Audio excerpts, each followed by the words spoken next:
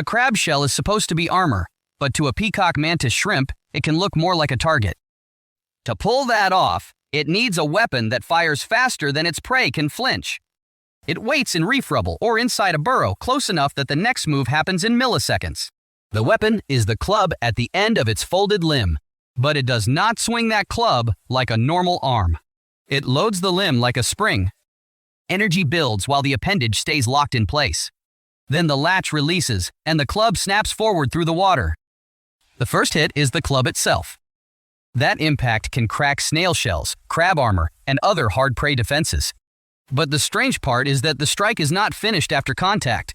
The club moves so fast that the water pressure around it suddenly drops. That pressure drop can create cavitation bubbles. Cavitation is what happens when tiny vapor bubbles appear, because the pressure falls too quickly. And when those bubbles collapse, they send another sharp pulse into the target.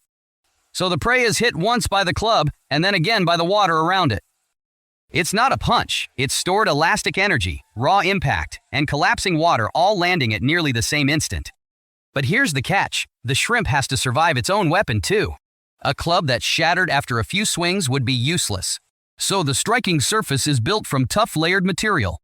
Those layers help spread damage out instead of letting each impact turn into a crack. But this system still has a cost. The shrimp has to aim a tiny underwater strike with extreme precision. Its whole body is built around that moment. The burrow, the eyes, the spring, the club, the shock-resistant shell, every part points at one precise moment. A snail shell looks like solid armor, right up until the water joins the attack. And that is the trick. Prey that can survive ordinary pressure can still fail at club range. First comes the impact, then comes the collapse of the water. Once both arrive, armor stops being a wall and becomes something that can break.